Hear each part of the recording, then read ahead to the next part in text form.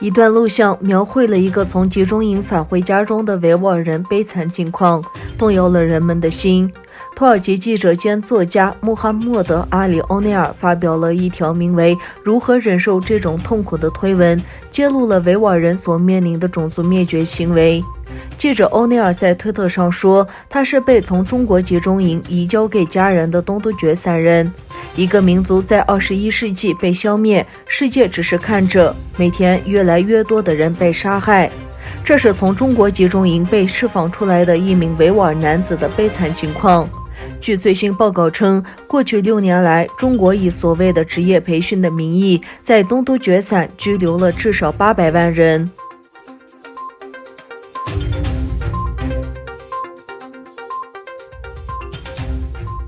中国对东突厥散维吾尔人的种族灭绝已引起国际舆论广泛关注。土耳其共和人民党驻美国代表尤塔尔·欧茨坎在一份题为《东突厥散维吾尔人历史、身份和政治》的报告中指出，安卡拉对中国侵犯人权的行为保持沉默。报告援引了时任土耳其总理埃尔多安对乌鲁木齐大屠杀的表态。2009年7月5日，维吾尔人在乌鲁木齐举行和平示威，后来成为针对维吾尔人的武力镇压。当时，埃尔多安称中国政府实施种族灭绝，但近年来却使这一词变软。报告称，2020年10月6日，有39个西方国家发表了联合声明，呼吁关闭集中营并释放被拘留者，但土耳其没有签署声明。报告指出，近年来土中经济关系对土耳其政策产生了重大影响。报告还强调，东突厥散独立运动在海外维吾尔社会具有广泛的社会和文化基础。报告称，维吾尔人指责中国改变东突厥散的人口结构，消灭维吾尔人，并鼓励汉族人迁居东突厥斯坦。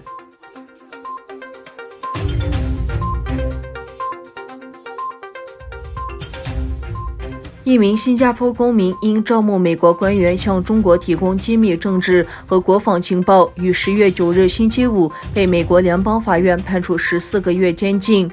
这个叫杨俊伟的新加坡人原先是新加坡国立大学的博士研究生，他今年7月认罪，承认他2015年在新加坡国立大学时被中国情报部门招募，在2015年至2019年之间为中国情报部门工作，招募和评估能够获取有价值的机密信息的美国人，包括拥有高级别安全许可的美国军方和政府雇员。据司法部称，多年来他向中国政府传递了有关军用飞机项目、美国在阿富汗撤军和一名内阁成员情况的报告。该内阁成员在法庭文件中未被指认。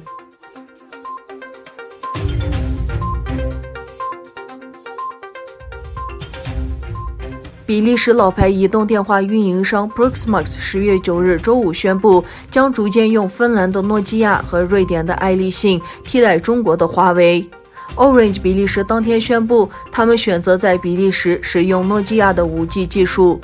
比利时 Proximus 电信公司的总经理斯坦达尔特表示，和爱立信合作的决定是该公司在贯彻网络战略规划方面所迈出的重要一步。英国政府今年7月宣布，英国政府已经决定停止在 5G 网络建设中继续使用华为设备。英国 5G 网中现有华为设备需在2027年前拆除。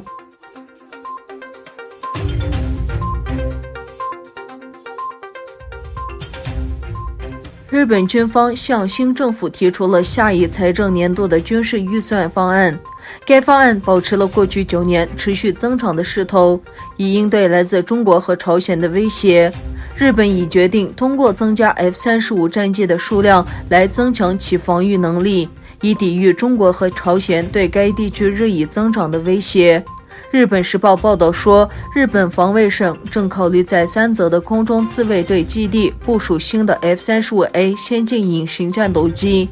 该基地将与美国再生金州一起使用。此前，东京政府宣布了计划购买147架 F-35战斗机，以替换 F-16战斗机的计划。